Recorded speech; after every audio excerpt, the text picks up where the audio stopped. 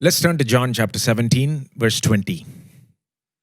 யோவான் 17வது அதிகாரம் 20வது வசனத்துக்கு திருப்பிக் கொள்வோம். As you know, we've been studying the high priestly prayer of Jesus found in John 17, and right now we are at verse 20.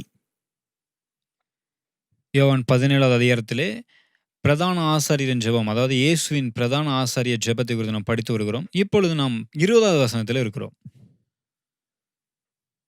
Let me read verse 20. 20வது வசனத்தை வாசிக்கலாம். I do not pray for these alone, but also for those who will believe in me through their word. நான் இவர்களுக்காக வேண்டிக் கொள்கிறதும் அல்லாமல் இவர்களுடைய வார்த்தையினால் என்னை விசுவாசிக்கிறவர்களுக்காகவும் வேண்டிக் கொள்கிறேன். Last week we spoke about believing in Jesus from this verse. கடந்த வாரம் இந்த வசனத்திலிருந்து இயேசுவில் அல்லது இயேசுவுக்குள்ளாக நாம் வைக்கிற அந்த விசுவாசத்தை குறித்து பார்த்தோம். Jesus talks about those who will believe in him. இயேசு அவருக்குள்ளாக விசுவாசம் வைக்கிறவர்களை குறித்து சொல்கிறார். And this week I want to move on to the next phrase, the final phrase of this verse. Those who believe in me through their word. Through their word. That's what we want to look at today. இன்றைக்கு என்ன பார்க்க போறோம் அப்படின்னா, இவர்களுடைய வார்த்தையினால் என்னை விசுவாசிக்கிறவர்களுக்காகவும் சொல்றார் இல்லைங்களா? இவர்களுடைய வார்த்தையினால் அதை கவனிக்க போறோம். As you can see, Jesus seems to connect believing in him to the word. இங்க இயேசு இவர்களுடைய வார்த்தையினால் என்னை விசுவாசிக்கிறவர்களுக்காகவும் அப்படின்னு அந்த ரெண்டு காரியத்தையும் இணைத்து சொல்றதை கவனிக்கலாம். People come to believe in Jesus through the word. அதாவது மக்கள் அவருடைய வார்த்தையின் மூலமாக அவரிடத்தில் விசுவாசம் வைப்பதற்காக வர வேண்டும் என்கிற விதத்தில் சொல்கிறார். Or we can put it like this, it is through the word that people come to believe in Jesus. அதாவது அது இப்படி சொல்லலாம் பாருங்க.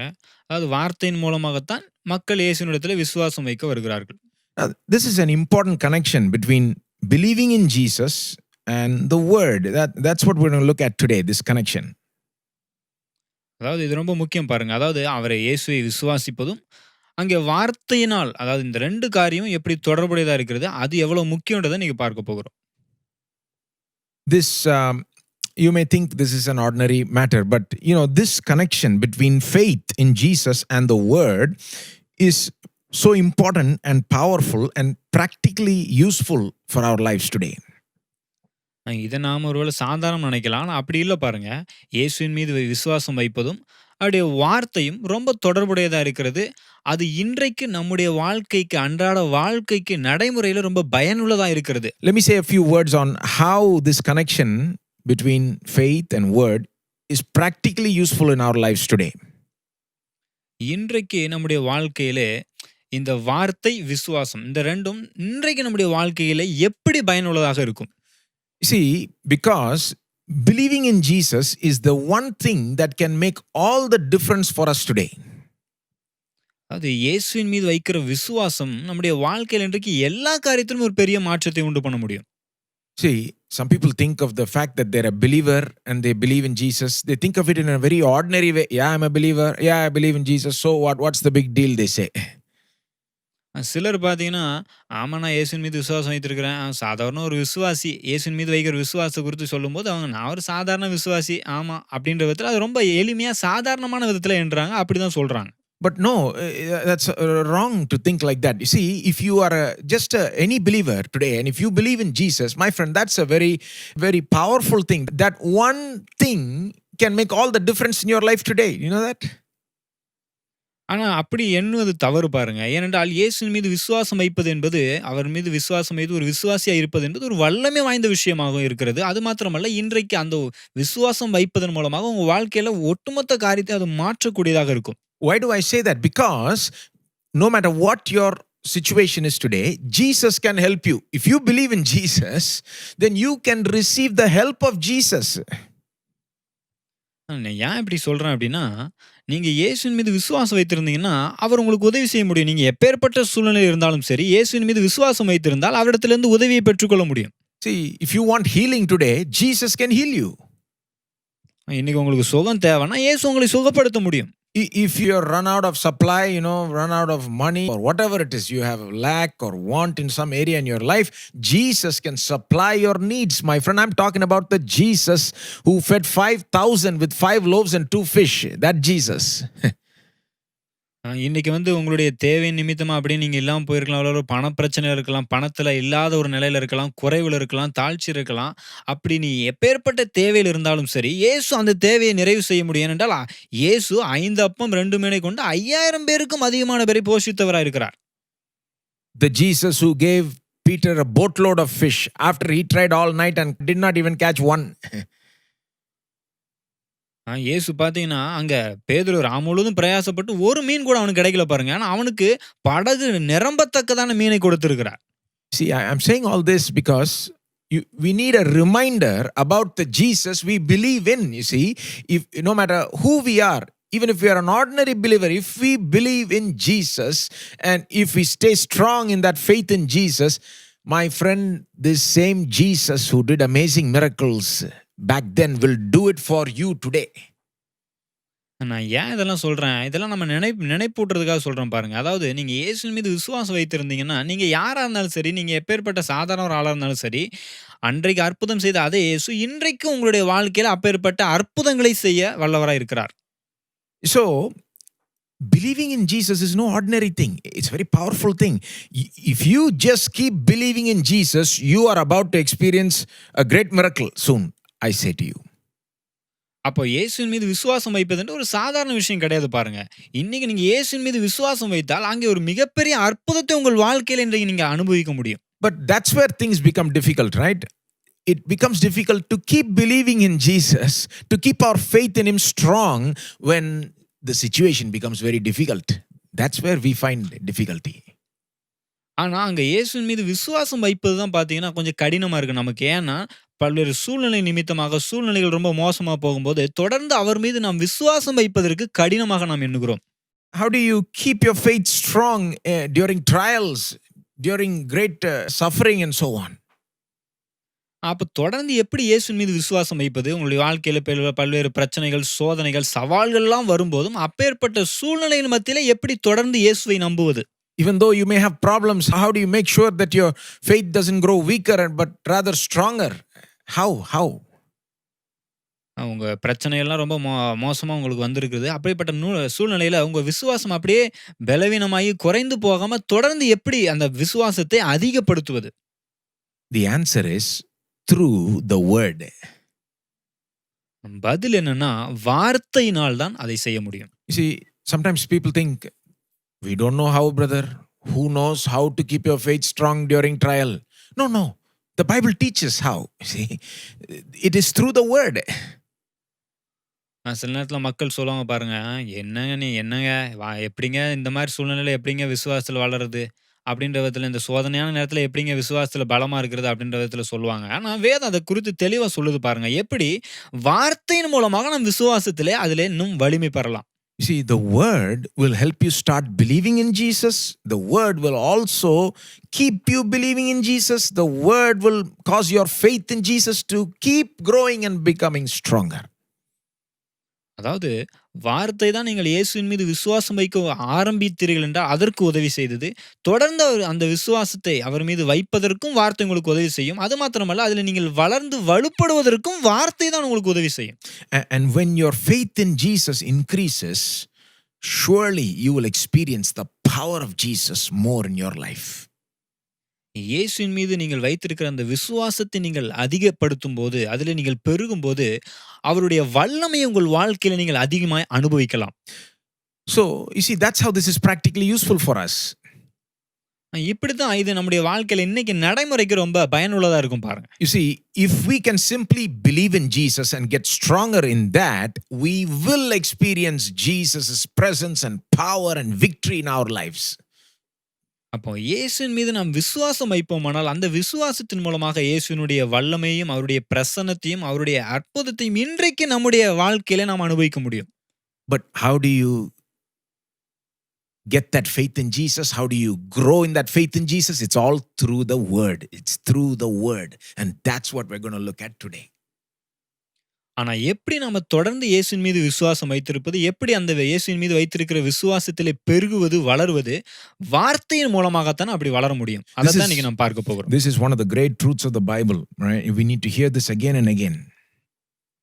இது வேதத்துல இருக்கிற ஒரு மாபெரும் சத்தியம் பாருங்க. இதை நாம் தொடர்ந்து திரும்ப திரும்ப கேட்க வேண்டிய ஒரு சத்தியம். It is through the word that we come to believe in Jesus.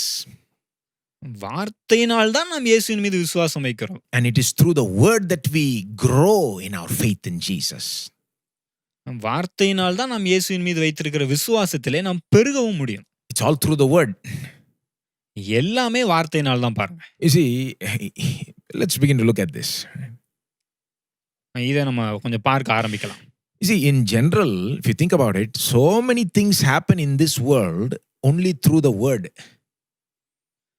பொதுவா இந்த உலகத்துல நீங்க பாத்தீங்கன்னா அநேக காரியங்கள் வார்த்தையினால தான் நடைபெறுகிறது. I want you to just imagine how life would be if no human being can speak a single word. கொஞ்சம் கற்பனை பண்ணி பாருங்க. இந்த உலகத்துல வாழ்க்கையில ஒரு மனுஷன் கூட ஒரு வார்த்தை கூட பேசவே இல்லைன்னா எப்படி இருக்கணும் கொஞ்சம் கற்பனை பண்ணி பாருங்க. Just imagine how our family would be, how our workplace would be. Nothing. We cannot function in any way, anywhere without speaking words. அப்போ கொஞ்சம் கற்பனை பண்ணி பாருங்க. நம்முடைய குடும்பத்துல, நம்ம வேலை ஸ்தலத்துல இதெல்லாம் எந்த வார்த்தையும் பேசாம இருந்தா எப்படி இருக்கும் அப்படின்ற விதத்துல கற்பனை பண்ணி பாருங்க. ஏன்னா வார்த்தை இல்லாம எந்த ஒரு காரியமே எங்கேயும் இயங்காது. Bosses communicate to their employees through words. If parents communicate to their children through words. Imagine if we can't speak a single word, nothing will happen. Literally, the world will come to a standstill. வேலையில பாத்தீங்கன்னா எஜமான்கள் தன்னுடைய வேலை ஆட்கள் இடத்துல வார்த்தையின் மூலமா தான் தொடர்பு கொள்றாங்க இல்லையா? பெற்றோர் தம்முடைய பிள்ளைகள் இடத்துல வார்த்தையின் மூலமா தான் காரியங்களை சொல்றாங்க. அப்போ வார்த்தை இல்லாம எந்த ஒரு காரியமே செயல்பட முடியாது, இயங்க முடியாது. How much of our life, human life, depends on words? அப்போ மனித வாழ்க்கையை பாருங்க எந்த அளவுக்கு வார்த்தையை சார்ந்து இருக்கிறது என்பதை எண்ணி பாருங்க. Literally, you will find everything, almost everything happens through words. உண்மையாவே பாத்தீங்கன்னா வார்த்தையினால் தான் எல்லாமே நடைபெறுகிறது. Even God does everything through His word. அதே மாதிரி தேவனும் எல்லாவற்றையுமே தம்முடைய வார்த்தையினால் தான் செய்கிறார். Think about how God created the world. It was through His word. எப்படி இந்த உலகத்தை தேவன் சிருஷ்டித்தார் கொஞ்சம் யோசிச்சு பாருங்க. அவருடைய வார்த்தையினால் தான் சிருஷ்டித்தார். He said, "Let there be light," and there was light. அவர் வெளிச்சம் உண்டாக்கடுவது என்று சொன்னார், வெளிச்சம் உண்டாயிற்று இல்லையா? And that's how the other things were made. The sun, moon and the stars were made by God's word. அப்படித்தான் எல்லாமே உண்டாக்கப்பட்டது. சூரியன், சந்திரன், நட்சத்திரங்கள் என எல்லாமே அவருடைய வார்த்தையினால் தான் உண்டாக்கப்பட்டது. The mountains, the rivers, the animals, even human beings, you and I, were created by His word. அங்க பாத்தீங்கன்னா மலைகள், ஆறுகள், மிருகங்கள், ஏன் மனிதர்களாகிய நீங்களும் நானும் கூட வார்த்தையினால் தான் உண்டாக்கப்பட்டோம். Not only does He create through the word, He sustains what He created through the word. Hebrews chapter 1 says that He sustains everything by the word of His power. அப்போ அவர் வார்த்தையினால எல்லாத்தையும் உண்டாக்குனது மாத்திரமல்ல, அவர் தம்முடைய வல்லமையுள்ள வசனத்தினால தான் எல்லாவற்றையும் தாங்குகிறார் என்று எபிரேயர் 1 அதிகாரத்தில் நாம் பார்க்கிறோம். Not only that, 1 Peter 1:23 says that we are born again, we are saved, we are born again by the incorruptible seed of the word of God. அது மாத்திரமல்ல 1 பேதுரு 1:23 பார்க்கிறோம், அழிவில்லாத தேவ வசனமாகிய அழிவில்லாத வித்தினால் தான் நாம் மறுபடியும் ஜனிப்பிக்கப்பட்டிருக்கிறோம் என்று பார்க்கிறோம். God does everything through His word. If He wants to heal somebody also, He sends His word and He heals them. He sent His word and He healed them, the Bible says.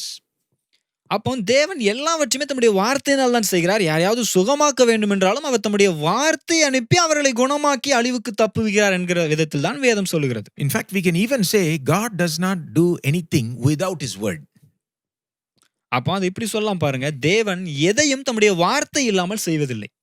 Now, Jesus in John 17 has already highlighted how God does important things through His word. யோவான் 17 இயேசு ஏற்கனவே பாத்தீங்கன்னா தேவன் எப்படி முக்கியமான காரியங்கள்லாம் தம்முடைய வார்த்தையினால் செய்கிறார் என்பதை ஏற்கனவே சொல்லியிருக்கிறார். Just a few verses back, remember we were studying about sanctification, right? Holiness. And Jesus tells us there that God makes us holy. How? By His word. சில வசனங்களுக்கு முன்பாக நம்மை பரிசுத்தமாக்குவதை குறித்து ஜெபிக்கிறார் இல்லையா? அத பார்த்தோம் இல்லையா? அங்க பார்த்தீங்கன்னா, பரிசுத்தமாக்கும் என்று ஜெபிக்கிறார். ஆனா எப்படி? உம்முடைய வசனத்தினால பரிசுத்தமாக்கும் என்று சொல்லுகிறார். Right? I'm referring to John 17:17, where Jesus says, "Sanctify them by your truth. Thy word is truth." In other words, He's saying, Father, make them holy by your word. அங்க 17வது அதிகாரத்துல 17வது வசனத்த நான் சொல்றேன். அங்க சொல்றாரு இல்லையா? "உம்முடைய சத்தியத்தினாலே அவர்களை பரிசுத்தமாக்கும். உம்முடைய வசனமே சத்தியம்." அப்ப அத இப்படி சொல்லலாம் பாருங்க. என்ன சொல்றாரு? "உம்முடைய வார்த்தையினாலே அவர்களை பரிசுத்தமாக்கும்" என்று சொல்லுகிறார். So, Jesus says in verse 17 that we are sanctified by God's word. அப்போ இங்க 17வது வசனத்துல இயேசு சொல்லுகிறார், நாம அவருடைய வார்த்தையினால தான் பரிசுத்தமாக்கப்படுகிறோம் என்று. It is no surprise then that in verse 20 now Jesus says we come to believe in Him also through the word. இப்போ இங்க அவருடைய வார்த்தையினால் அவர் மீது விசுவாசிக்க முடியும் அப்படின்னு சொல்லும்போது, அது ஒண்ணும் ஆச்சரியமான விஷயம் இல்ல பாருங்க. Faith, just as sanctification comes through the word, even faith comes through the word. எப்படி பரிசுத்தம் வார்த்தையினால் வருகிறதோ, அதே போல விசுவாசம் வார்த்தையினால் தான் வருகிறது. Let me say a few words about the general connection between faith and the word. பொதுவா விசுவாசத்திற்கும் வார்த்தைக்கும் இருக்கிற அந்த தொடர்பை சில காரியங்கள் நான் சொல்ல விரும்புறேன். See, in general, even apart from and beyond Christianity, faith and word are very connected. கிறிஸ்தவத்துக்கு அப்பாற்பட்டு நீங்க பார்த்தீங்க அப்படின்னா, இந்த விசுவாசம், வார்த்தை 2க்குமே ஒரு தொடர்பு இருக்குது பாருங்க. What I mean is, see, whatever words you keep hearing, it will have an effect on you and you will eventually start believing in it. எந்த அர்த்தத்துல சொல்றேன் அப்படின்னா, நீங்க எந்த வார்த்தையை தொடர்ந்து கேட்டுக்கிட்டே இருக்கிறீங்களோ, அது உங்களுக்குள்ள ஒரு தாக்கத்தை ஏற்படுத்தி, அதை நீங்க நம்ப ஆரம்பிச்சிடுறீங்க. You know, this is how, for example, people are indoctrinated with all kinds of crazy beliefs. அதனால தான் பார்த்தீங்கன்னா, பல தவறான காரியங்களை நம்ப ஆரம்பிக்கிறார்கள் தங்களுக்குள்ளாக. People are made to hear false information, right? False propaganda, they say, right? Again and again. Why? Because the people who put out this false information know that if you keep feeding people this false information, and if they keep hearing it, eventually they'll begin to believe it. அதாவது மக்கள் பார்த்தீங்கன்னா, அந்த தவறான தகவல்களை, தவறான செய்திகளை கேட்டுக்கொண்டே இருக்கிறாங்க. தொடர்ந்து அத அவங்க கேட்டுக்கிட்டே இருக்க வச்சீங்க அப்படின்னா, அத அப்படியே அவங்க தொடர்ந்து நம்ப ஆரம்பிச்சிடுறாங்க.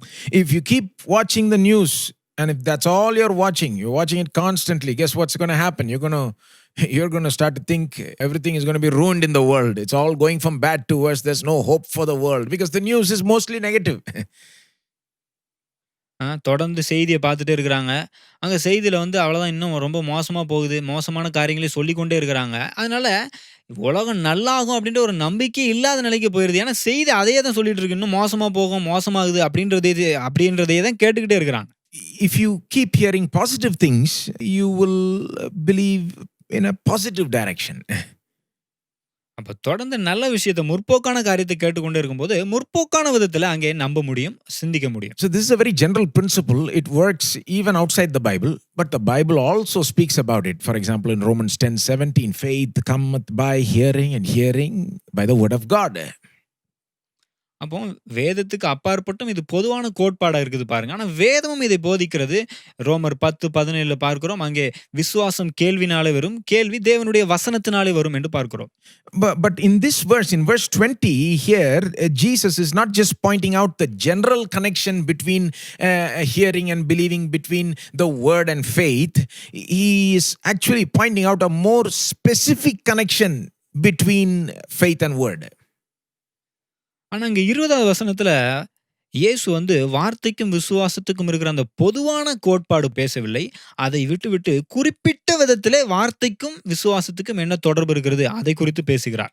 Verse 20 has a very specific focus, and so it's important to look at it closely and consider this specific emphasis and the specific connection that Jesus wants to bring out here between believing and word. அப்போ இங்க இயேசு 20வது வசனத்துல அங்க வார்த்தைக்கும் விசுவாசத்துக்கும் இடையே இருக்கிற குறிப்பிட்டு வலியுறுத்தி சொல்ல விரும்புகிற அந்த தொடர்பை நாம் கவனிக்க வேண்டும். I want you to look closely at verse 20. 20வது வசனத்த ரொம்ப கொஞ்சம் ஆழமாய் நாம் பார்ப்போம். Notice that Jesus says, those who will believe in me through their word. Notice that he says through their word, not through the word. அப்ப இங்க நல்லா கவனிங்க. இங்க இயேசு வெறும் வார்த்தையினால் என்னை விசுவாசிக்கிறவர்களுக்காக அப்படின்னு சொல்லல பாருங்க. என்ன சொல்றாரு? இவர்களுடைய வார்த்தையினால் என்னை விசுவாசிக்கிறவர்களுக்காகவும் அப்படின்னு சொல்றார். Every word is important, right? And we have to notice that Jesus is saying through their word. What is that? அப்ப இங்க வார்த்தை எப்படி சொல்ல பாருங்க. இவர்களுடைய வார்த்தையினால் அப்படின்னு சொல்றாருங்களா? அங்க அத கவனிக்கணும். அது முக்கியம். ஒவ்வொரு வார்த்தையும் முக்கியம். ஸோ அந்த வார்த்தையை விட்டுறக்கூடாது இப்போ. So what does their word mean? Whose word is Jesus referring to? அப்போ இவர்களுடைய வார்த்தையினால் அப்படின்னு சொல்றாரு. யாருடைய வார்த்தை இங்க குறிப்பிட்டு சொல்லுகிறார்? It's clear that he's referring to the apostles, right? When he says their word in the context, if you just go back and read a few verses, you will see every time he says them, their, he's referring to the disciples or the apostles. அப்போ இவர்களுடைய வார்த்தையினால் அப்படின்னு சொல்லும்போது தெளிவாக அவர் அப்போஸ்தலர்களை தான் குறிப்பிடுகிறார் என்று தெளிவாகுது. ஏன்னா முன்னாடி பாத்தீங்கன்னா அவர்களும் அவர்கள் அப்படிலாம் சொல்லும்போது அப்போஸ்தலர்களை தான் சொல்லுகிறார். When he says their word, he means the word of the apostles. அப்ப இவர்களுடைய வார்த்தையினால் அப்படின்னு சொல்லும்போது அது அப்போஸ்தலருடைய வார்த்தையினால் அப்படின்னு அர்த்தம். Now what does that mean? அதுக்கு என்ன அர்த்தம்? Does it mean the word that the apostles preached? அது அப்போஸ்தலர்கள் பிரசங்கித்த வார்த்தையா? Surely that is included. You know, the apostles, after Jesus ascended, they went on to preach the word, right? And many people came to believe through that and so on. அதுவும் உண்மைதான் பாருங்க. ஏன்னா இயேசு பரமேறின பிற்பாடு அப்போஸ்தலர்கள் சென்று அங்கே பிரசங்கிக்கிறார்கள். அநேகர் அதன் மூலமாய் இயேசுவை விசுவாசிக்கிறார்கள். அது உண்மைதான். But it means much more than that. ஆனா அது அதையும் தாண்டி இன்னும் அதிக அர்த்தமுடையதா இருக்கிறது. Here's one of the important meanings we need to catch there. இங்க நீங்க முக்கியமா கவனித்து எடுக்க வேண்டிய ஒரு அர்த்தம் என்ன அப்படின்னா, it does not only mean the word that was preached by the apostles, but more importantly, it means the word that was written by the apostles, the written word of the apostles. அப்போ இங்க அப்போஸ்தலரால் பிரசங்கிக்கப்பட்ட வார்த்தை மட்டுமல்ல, அவர்களால் எழுதப்பட்ட வார்த்தை என்கிறதை சொல்லுகிறார். What am I talking about? The written word of the apostles. இப்போ அப்போஸ்தலரால் எழுதப்பட்ட வார்த்தை நான் சொல்லும்போது எதை சொல்றேன்? The New Testament. That's what I'm talking about. The New Testament word. இந்த புதிய ஏற்பாட்டில் எழுதப்பட்ட வசனங்களை நான் சொல்லுகிறேன். Right? Who wrote the New Testament? புதிய ஏற்பாட்டை யார் எழுதினது? The New Testament is part of the Word of God, our Bible, right? And so you can say that the main author is God, the Holy Spirit himself. But who did the Holy Spirit use? புதிய ஏற்பாட்டும் பார்த்தீங்கன்னா தேவனுடைய வார்த்தை பாருங்க. வேதத்தில் ஒரு பகுதியாக இது இருக்கிறது. இதை வந்து யார் எழுதுனா? இதெல்லாம் இங்கே மெயினாக முக்கியமாக ஆசிரியர் யார் அப்படின்னா பரிசுத்த ஆவியானவர். ஆனால் பரிசுத்த ஆவியானவர் யாரை பயன்படுத்தி இதை எழுதினார்? The Holy Spirit used the disciples of Jesus, the apostles, to write the New Testament. He inspired them and they wrote under the inspiration of the Holy Spirit, and that's how the New Testament came into being. அப்போ பரிசுத்த ஆவியானவர் அப்போ இயேசுவினுடைய சீசர்களாக இருந்த அந்த அப்போஸ்தலர்களை பயன்படுத்தி அவர்களை AV அவர்கள் மூலமாக எழுதுகிறார். அப்படித்தான் புதிய ஏற்பாடு நம்முடைய கையில வந்திருக்கிறது. You see, many of the New Testament books were written by Jesus' closest circle of disciples. For example, this very gospel we are studying, John's Gospel, was written by the Apostle John. அந்த புதிய ஏற்பாட்டில் இருக்கிற புஸ்தகங்கள்லாம் பார்த்தீங்கன்னா இயேசுக்கு ரொம்ப நெருக்கமாக இருந்தவர்கள் மூலமாக எழுதப்பட்டிருக்குது. குறிப்பாக இப்போ நம்ம படித்து கொண்டிருக்க இந்த யோவான் சுவிசேஷமாக பார்த்தீங்கன்னா இயேசுனுடைய சீஷனாய் நெருக்கமான சீஷனாய் இருந்த யோவான் மூலமாய் எழுதப்பட்டது. As you know, John also wrote epistles, Peter wrote epistles, and so on. யோவானும் நிருபங்கள் எழுதியிருக்கிறார், பேதுரும் நிருபங்கள் எழுதியிருக்கிறார், எல்லாம் தெரியும் இல்லையா உங்களுக்கு? And Paul, even though he wasn't a disciple during the earthly ministry of Jesus, he's still considered to be among the apostles because the risen Lord Jesus actually appeared to him and commissioned him personally and so on. அப்போஸ்தலனாகிய பவுல் கூட பார்த்தீங்கன்னா அவர் அங்கே இயேசுவினுடைய அந்த பூமிக்குரிய ஊழியத்தில் அவரோடு கூட இல்லை என்றாலும் அங்கே அவருடைய சீஷராகத்தான் எண்ணப்பட்டார். அப்போஸ்தலரில் ஒருவராக எண்ணப்பட்டார். என்றால் உயிர்த்தெழுந்த கிறிஸ்துவை அவர் கண்ணாக கண்டிருக்கிறார். And even if some of the books are not directly connected to the to an apostle, it's indirectly connected, meaning it was written by someone who was a very close associate or working with an apostle. For example, the Gospel of Mark, right, written by John Mark, who was basically an assistant to Peter. It was really Peter's thing that John Mark wrote, and so on. இது இங்க வேதத்துல இருக்கிற இந்த புதிய ஏற்பாடுல இருக்கிற சில புஸ்தகங்கள் பார்த்தீங்கன்னா, இயேசுவோடு கூட இருந்த நெருக்கமா இருந்தவர்கள் அவர்கள் எழுதவில்லை என்றாலும், அவருக்கு நெருக்கமா இருந்தவர்கள், அதாவது உதாரணத்துக்கு மார்க் பார்த்தீங்கன்னா, பேதுருவோடு உடன் இருந்தவர். அவர்தான் மார்க் சுவிசேஷத்தை எழுதினார். What I'm trying to say is the New Testament was written by the apostles with the help of the Holy Spirit. நான் என்ன சொல்ல வரேன், இந்த புதிய ஏற்பாட்டை அப்போஸ்தலர்கள் பரிசுத்தாவின் உதவியோடு அப்போஸ்தலர்கள் தான் எழுதினார்கள். When Jesus says in this verse, right, John 17:20, when he says, through their word, that means through the word of the apostles, but the important meaning we need to catch there is through the New Testament word. அப்போ இங்க இவர்களுடைய வார்த்தையினால் அப்படின்னு இயேசு சொல்லும்போது, அப்போஸ்தலருடைய வார்த்தையினால் அப்படின்னு வருது இல்லைங்களா? அதாவது இந்த புதிய ஏற்பாட்டில் உள்ள வார்த்தையினால் அப்படின்ற விதத்தில் நம்ம எடுத்துக்கொள்ள வேண்டும். Now, I want you to think a little bit. Why does Jesus mention it as through their word, not just through the word? ஏன் இங்க கவனிங்க, ஏன் இங்க இயேசு வெறும் வார்த்தையினால் அப்படின்னு சொல்லாம இவர்களுடைய வார்த்தையினால் அப்படின்னு சொல்றாரு? You see, if he had said through the word, you see, that would mean scripture in general, the word of God in general. அதாவது வெறும் வார்த்தையினால் அப்படின்னு சொன்னோம் அப்படின்னா, பொதுவா தேவனுடைய வார்த்தை அப்படின்னு அர்த்தமாயிரும். In fact, during Jesus times, if you say God's word or the word of God or through the word, it would mean more Old Testament, because the word that they had at the time was the Old Testament. The New Testament wasn't yet fully formed. So if you simply say the word, it more often means the Old Testament. அப்போ இயேசு வாழ்ந்த காலத்துல பார்த்தீங்கன்னா, அவர் வார்த்தையினால், தேவனுடைய வார்த்தையினால் அப்படின்னு சொல்லி பொதுவா வெறும் வார்த்தையினால் அப்படின்னு சொல்லியிருந்தாருன்னா, அங்க அந்த நாட்கள்ல புதிய ஏற்பாடு இல்ல பாருங்க, எழுதப்படல. அப்போ பழைய ஏற்பாடு குறிக்கிறதா இருக்கும். He says through their word. Why? இவர்களுடைய வார்த்தையினால் என்று சொல்லுகிறார். I'll tell you why he says it like that. ஏன் அவர் அப்படி சொல்றாரு அப்படின்றத நான் சொல்றேன் பாருங்க. Because their word, the apostles' word, is all about Jesus. It's all about Jesus. ஏன் அப்படி சொல்றாருன்னா, அவர்களுடைய அப்படின்னு சொல்லும்போது அந்த அப்போஸ்தலருடைய வார்த்தைகள் எல்லாமே பார்த்தீங்கன்னா இயேசுவை பற்றியதா இருந்தது. Whether it was the word they preached or whether it was the word they wrote down, right? It was all about Jesus. அது அவர்கள் பிரசங்கித்த வார்த்தையானாலும் சரி, அவர்கள் எழுதின வார்த்தையானாலும் சரி, எல்லாமே பார்த்தீங்கன்னா இயேசுவை குறித்த வார்த்தை. If you look in the book of Acts, you'll see the preaching of the apostles, and everyone from Peter to Paul, they preached about Jesus, the Jesus who died and rose again, and what kind of difference this makes in people's lives. That's what they preached. அப்போஸ்தலர் நடபடிகள்ல அப்போஸ்தலனாகிய பேதுரு மற்றும் பவுல் இவருடைய பிரசங்கத்தெல்லாம் கவனிச்சீங்கன்னா, அவங்க இயேசுவை குறித்தான் பிரசங்கிக்கிறாங்க. இயேசு எப்படி மரித்தார், உயிர்த்தெழுந்தார், அது நிமித்தமாக எப்பேற்பட்ட ஒரு மாற்றங்கள் உண்டாயிருக்கிறது, அது மக்கள் வாழ்க்கையில் எப்படிப்பட்ட தாக்கத்தை உண்டாகும், அதை குறித்து தான் அவர்கள் பிரசங்கித்தார்கள். You see it in verses like Acts 4:2, Acts 17:18, so on. அப்போஸ்தலர் 4:2, அப்போஸ்தலர் 17:8 இதெல்லாம் பார்த்தீங்கன்னா, அங்க இந்த மாதிரி காரியங்கள் நீங்கள் பார்க்கலாம். Or consider the New Testament that they wrote. If there's one thing the New Testament is all about, it's all about Jesus. இப்படித்தான் புதிய ஏற்பாடு எழுதப்பட்டிருக்கு பாருங்க. அதாவது புதிய ஏற்பாட்டுல ஒட்டுமொத்தமா யாரை குறித்து என்றால் இயேசுவை குறித்ததுதான். New Testament has a very special focus on Jesus, right? இந்த புதிய ஏற்பாட்டுல பாத்தீங்கன்னா இயேசுவுக்கென்று ஒரு விசேஷித்த விதத்திலே அவர் மீது கவனம் செலுத்தப்பட்டு அவரை பற்றி எழுதப்பட்டிருக்கிறது. Now you may say even Old Testament is about Jesus. True, it is about Jesus, but the difference is what? ஒருவேளை நீங்க சொல்லலாம் பழைய ஏற்பாடும் இயேசுவை பத்தினது தானுங்க அப்படின்னு சொல்லலாம். ஆனால் உண்மைதான், பழைய ஏற்பாடும் இயேசுவை பற்றினது. ஆனால் இங்க ஒரு வித்தியாசம் இருக்கிறது. The difference is Old Testament is about Jesus, New Testament is about Jesus. That's the similarity.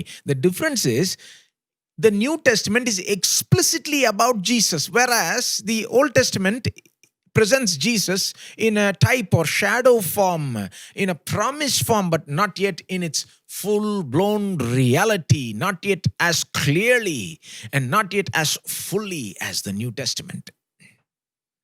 அதாவது பழைய ஏற்பாடும் இயேசுவை பற்றினது தான். புதிய ஏற்பாடும் இயேசுவை பற்றினது தான். அப்படி பார்க்கும்போது 2ம் ஒண்ணு தான். இல்லன்னு சொல்லல. ஆனால் பழைய ஏற்பாட்டுக்கும், புதிய ஏற்பாட்டுக்கும் 2த்துக்கும் ஒரு வித்தியாசம் இருக்கு பாருங்க. என்ன அப்படின்னா, பழைய ஏற்பாட்டுல பார்த்தீங்கன்னா, எல்லாம் இயேசுவை பற்றி நிழலாட்டமாக சொல்லப்படுகிறது. ஆனால் இங்க புதிய ஏற்பாட்டுக்கு நீங்க வரும்போது, இது வெளிப்படையாக காண்பிக்கப்படுகிறது. பழைய ஏற்பாட்டுல எல்லாம் வெளிப்படையாக சொல்லப்படவில்லை. ஆனா இங்க இயேசுவை பற்றி புதிய ஏற்பாட்டுல ரொம்ப வெளிப்படையாக, தெளிவாக அவர் யார் என்பது வெளிப்படுத்தப்படுகிறது. I mean, just imagine what our Bible would be like if we did not have the New Testament. இப்ப கொஞ்சம் யோசிச்சு பாருங்க. நம்முடைய வேதாகமத்துல புதிய ஏற்பாடே இல்ல அப்படின்னா எப்படி இருக்கும்னு கொஞ்சம் யோசிச்சு பாருங்க. Hard to imagine, right? A Bible like that. ஆ. அந்த மாரி ஒரு பைபிள வந்து உங்களால கற்பனை பண்ணி பார்க்க முடியுமா? It would be very different, and it would not have the same focus and the center on Jesus, right? அப்படி இருந்தா அது முற்றிலும் வித்தியாசமானதா இருக்கும் பாருங்க. அதாவது இயேசுவின் மீது அந்த அளவுக்கு ஒரு கவனம் செலுத்துகிறதா இருக்காது. Even today, there are people who use a Bible like that. Do you know that? A Bible with only Old Testament and no New Testament. I'm talking about the Jews. The Jewish Bible, even today, Jews use a Bible with only Old Testament.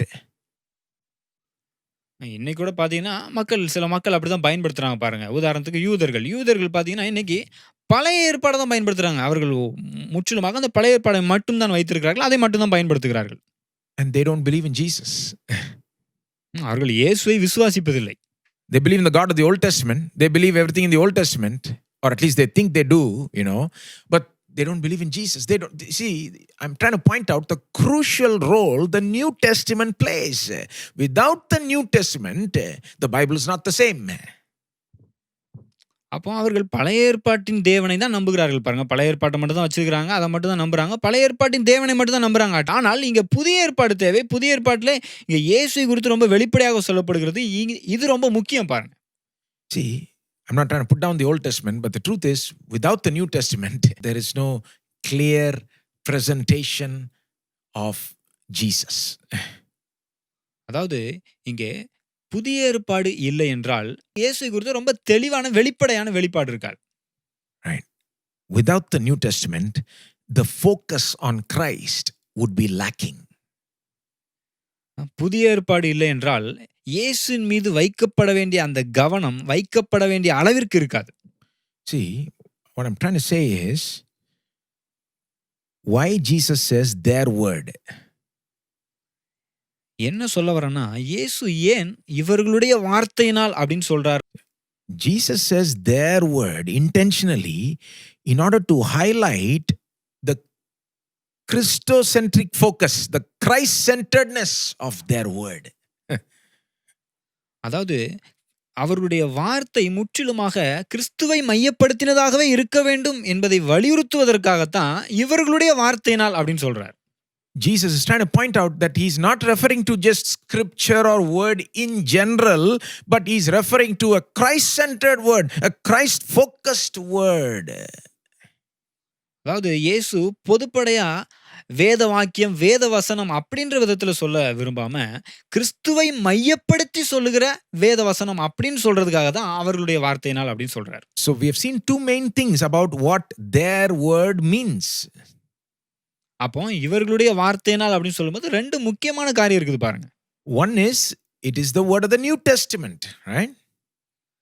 ஒன்னு என்னன்னா புதிய ஏற்பாட்டின் வசனம், ஓகேங்களா? The other is, it is a Christ-centered word. இன்னொன்னு 2வது என்ன அப்படின்னா கிறிஸ்துவை மையமாக கொண்ட வார்த்தைகள். Both of these are important. You cannot leave anyone. 2மே முக்கியம் பாருங்க. எதையாவது ஒண்ண விட்டுற முடியாது பாருங்க. See, if we simply just mention it as Christ-centered, that's not enough, because a lot of people talk about Jesus. Not everything everybody says about Jesus is true. You see, only what the New Testament says about Jesus is true.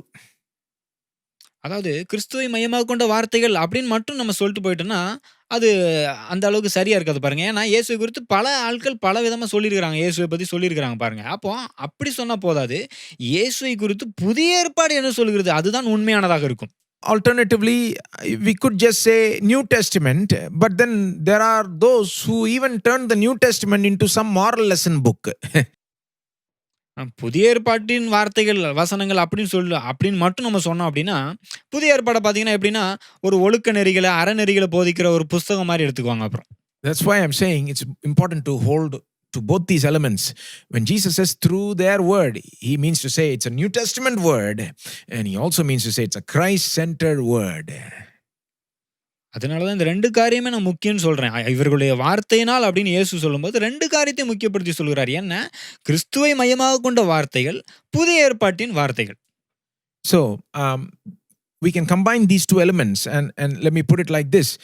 Their word, in verse 20, their word means Christ-centered word governed by the New Testament. அப்போ இந்த 2யும் சேர்த்து இப்படி ஒண்ணா சொல்லலாம் பாருங்க. இவர்களுடைய வார்த்தையினால் அப்படின்னு இயேசு சொல்றாரு இல்லைங்களா? அதை இப்படி சொல்லலாம். எப்படி சொல்லலாம்? கிறிஸ்துவை மையமாக கொண்ட புதிய ஏற்பாட்டின் வார்த்தைகள் அப்படின்னு சொல்லலாம். So when Jesus says, those who will believe in me through their word, what he means to say is, those who will believe in me through Christ-centered word governed by the New Testament. I think that's a good way to understand it. அப்போ இயேசு இங்க இவர்களுடைய வார்த்தையினால் என்னை விசுவாசிக்கிறவர்களுக்காகவும் அப்படின்னு சொல்லும்போது என்ன அர்த்தத்துல சொல்றாரு?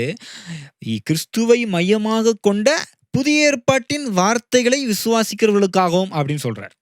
Now with this understanding of their word, I think you can understand verse 20 a little better. இப்போ இவருடைய வார்த்தையினால் அப்படின்னு சொல்லும்போது இந்த அர்த்தத்துல புரிந்து கொள்ளும்போது இந்த 20வது வசனத்தை நல்லா நீங்க புரிஞ்சுக்கலாம். See, when Jesus is praying for those who will believe in him through the apostles' word, he's not just praying for those in the first century, who will hear the apostles preaching or something. No.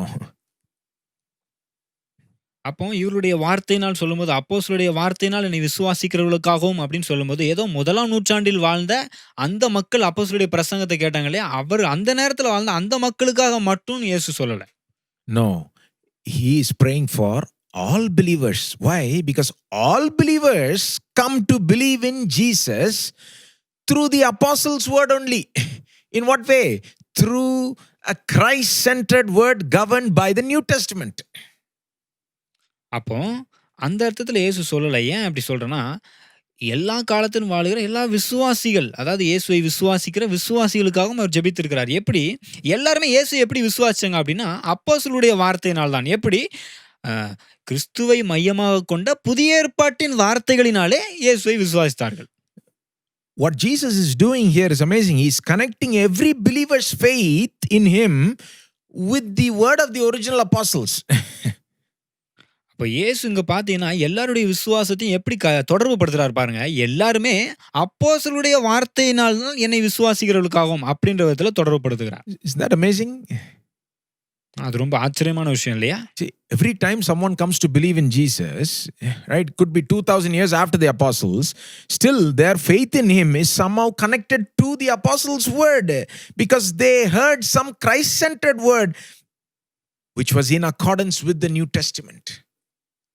அப்போ ஒவ்வொரு முறை எந்த ஒரு நபரும் இயேசுவினிடத்துல வந்து இயேசுவை விசுவாசிக்கும் போதும் அப்போஸ்தலருடைய வார்த்தையினால தான் இயேசுவினிடத்துல வந்து விசுவாசிக்கிறார்கள். எப்படி? இந்த 2000 இயேசு அங்க மரித்து போய் 2000 வருஷம் ஆச்சு. அப்போஸ்தலர் பிரசங்கித்து எழுதி 2000 வருஷம் ஆச்சு. இன்றைக்கும் இயேசுவை விசுவாசிக்கிறவர்கள் இயேசு இங்க புதிய ஏற்பாட்டிலே கிறிஸ்துவை மையமாக கொண்ட அந்த வார்த்தையை கேட்டுதான் இயேசுவை விசுவாசிக்கிறார்கள். How did you come to believe in Jesus? நீங்க எப்படி இயேசுவை விசுவாசிச்சீங்க? Maybe you heard some preacher talk about Jesus or your friend talk about Jesus, whoever it is, right? ஒருவேளை ஏதோ ஒரு பிரசங்கியார் இயேசுவை பத்தி உங்களுக்கு பிரசங்கித்திருக்கலாம், அல்லது ஒரு நண்பர் உங்களுக்கு இயேசுவை பத்தி சொல்லியிருக்கலாம். எப்படியோ யாரோ ஒருத்தர் உங்களுக்கு இயேசுவை பத்தி சொல்லியிருக்காங்க. Where did that preacher get his knowledge about Jesus from? ஆனா அந்த பிரசங்கியார் எப்படி இயேசுவை பத்தின அறிவை பெற்றுக்கொண்டார்? Through the New Testament word centered on Jesus, right? புதிய ஏற்பாட்டில் தான் பெற்றுக்கொண்டார். கிறிஸ்துவை மையமாக கொண்டு புதிய ஏற்பாட்டில் சொல்லப்பட்ட இந்த வார்த்தைகளில் தான் அவர் கிறிஸ்துவை பற்றி அறிவை பெற்றுக்கொண்டார். So somehow all of us can trace our faith in Jesus back to the word of the apostles in the New Testament. அப்போ நம்ம எல்லாருமே பார்த்தீங்கன்னா இயேசுவின் மீது விசுவாசம் வைக்கிறதற்கு அங்கே அப்போஸ்தலர்கள் புதிய ஏற்பாட்டிலே அப்போஸ்தலர்கள் சொன்ன அந்த வார்த்தையோடு தொடர்பு ஏற்படுகிறது. You see, I think now we are ready to state the specific connection that Jesus wants to point out between believing in him and this word. இப்போ இயேசு இங்க வலியுறுத்தி குறிப்பிட்டு சொல்ல விரும்புகிற அவர் மீது விசுவாசம் வைப்பது இவருடைய வார்த்தையினால் அப்படின்னு குறிப்பிட்டு சொல்ல விரும்புகிற அந்த காரியத்தை நம்ம புரிஞ்சுக்க முடியும்னு நினைக்கிறேன். You see, what Jesus is trying to say is, in verse 20, he's trying to say that only this kind of specific word will produce this kind of specific faith. அப்ப இயேசு இங்க என்ன சொல்ல வர்றாரு? இப்படி குறிப்பிட்ட விதத்தில் சொல்லப்படுகிற இந்த வார்த்தையினால் தான் இந்த குறிப்பிட்ட விதமான விசுவாசம் வரும் என்று சொல்லுகிறார். This verse is very specific. I told you already, it's not a general connection between faith and word. No, it's a very specific connection. இந்த வசனத்துல வந்து வார்த்தைக்கும் விசுவாசத்துக்கும் வந்து ஒரு குறிப்பிட்ட விதத்துல ஒரு தொடர்பு இருக்குது. ஏதோ பொதுவான தொடர்பு இல்ல அப்படின்னு நான் ஏற்கனவே உங்களுக்கு சொன்னேன் இல்லையா? You see, it's not just word in general, it's a specific word. What kind of specific word? It's a Christ-centered word governed by the New Testament. அப்போ இங்க வார்த்தையினால் சொல்லும்போது வெறும் வார்த்தையினால் அல்ல, இல்ல பொதுவான ஒரு வார்த்தையினால் அல்ல, கிறிஸ்துவை மையமாக கொண்ட புதிய ஏற்பாட்டின் வார்த்தையினால் அப்படின்னு சொல்றார். Right? And it's also not a general faith in verse 20. It's a specific faith. It's faith in Jesus, those who will believe in me. அப்போ இங்க விசுவாசம் பாத்தீங்கன்னா பொதுவான விசுவாசம் கிடையாது. என்னை விசுவாசிக்கிறவர்களுக்காகவும் அப்படின்னு குறிப்பிட்ட விதத்துல அவரை விசுவாசிப்பவர்களை குறித்து சொல்லுகிறார். The specific connection can be said like this. அப்போ இந்த குறிப்பிட்ட விதத்தில் இருக்கிற இந்த தொடர்பு, இந்த கனெக்ஷனை இப்படி சொல்லலாம். Only a Christ-centered word governed by the New Testament will produce a faith in Jesus. கிறிஸ்துவை மையமாக கொண்ட புதிய ஏற்பாட்டின் வார்த்தைகள் தான் இப்படிப்பட்ட இந்த குறிப்பிட்ட விசுவாசத்தை நமக்கு கொடுக்கிறது. Let me say it again. It is only through a Christ-centered word governed by the New Testament that faith in Jesus will come and it will grow like that only. கிறிஸ்துவை மையமாக கொண்ட புதிய ஏற்பாட்டின் வசனத்தின் மூலமாக, வார்த்தைகள் மூலமாகத்தான் கிறிஸ்துவின் மீது இப்படிப்பட்ட குறிப்பிட்ட விசுவாசம் வரும். அந்த விசுவாசத்தில் நாம் வளரவும் முடியும். Why is this important? ஏன் இது அவ்வளவு முக்கியம்? If it's not this kind of word, then you cannot have this kind of faith. இப்படிப்பட்ட வார்த்தை இல்லைன்னா இப்படிப்பட்ட அந்த குறிப்பிட்ட விசுவாசம் உங்களுக்கு இருக்காது. If you don't have this kind of specific word, you will not have this kind of specific faith. இந்த குறிப்பிட்ட விதமான வார்த்தை உங்களுக்கு கிடைக்கவில்லை என்றால் இந்த குறிப்பிட்ட விதமான விசுவாசம் உங்களுக்கு இருக்காது. A different kind of word will produce a different kind of faith. வேறு விதமான வார்த்தைகள் பார்த்தீங்கன்னா வேறு விதமான விசுவாசத்தை உங்களுக்கு கொடுக்கலாம். See, if you want faith in Jesus and if you want to grow in that faith in Jesus, then you've got to hear this kind of specific word, a Christ-centered word governed by the New Testament. உங்களுக்கு இயேசுவின் மீது விசுவாசம் இருக்க வேண்டும் என்றால், இந்த குறிப்பிட்ட விதத்தில் இயேசுவின் மீது விசுவாசம் இருக்க வேண்டும் என்றால், இங்கே புதிய ஏற்பாட்டிலே கிறிஸ்துவை மையமாக கொண்டு சொல்லப்பட்ட வார்த்தைகள் உங்களுக்கு வேண்டும். அப்பொழுதுதான் இந்த குறிப்பிட்ட விதத்தில் இயேசுவை நீங்கள் விசுவாசிக்க முடியும். You see, for example, if you just hear a general positive word, just a word to encourage you and so on, that may give you a certain confidence that you can call faith if you want. But it won't be the real faith of the New Testament, the faith in Jesus. It can't be that. ஒருவேளை பொதுவாக ஏதோ உங்களுக்கு முற்போக்காக இருக்கிற அல்லது உங்களை ஊக்கப்படுத்துகிறதா வார்த்தைகளை கேட்டீர்கள் என்றால் உங்களுக்குன்ற ஒரு தன்னம்பிக்கை பிறக்கும், நீங்கள் நம்புவீங்க. ஆனால் அது இங்கே புதிய ஏற்பாட்டில் சொல்லப்பட்ட விதத்தில் குறிப்பிட்ட விதத்தில் இயேசுவின் மீது உங்களுக்கு விசுவாசத்தை கொண்டு வராது. You see, general positivity is good, right? பொதுவாக நாங்கள் அப்படி ஒரு முற்போக்கான விதத்தில் நம்புவது நல்லது தான். Having an optimistic perspective on life is a good thing. பொதுவாக வாழ்க்கை குறித்து ஒரு நல்ல முற்போக்கான கண்ணோட்டம் இருக்குது, ரொம்ப நல்லது தான். But guess what? It's not enough for today's world.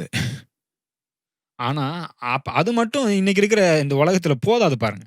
It's not enough today with the way things are going in the world today. It's not enough to just be optimistic and generally be positive and have a positive expectation, and just hear general messages of positivity and encouragement. Frankly, that is not enough, my friend. You need something far more solid.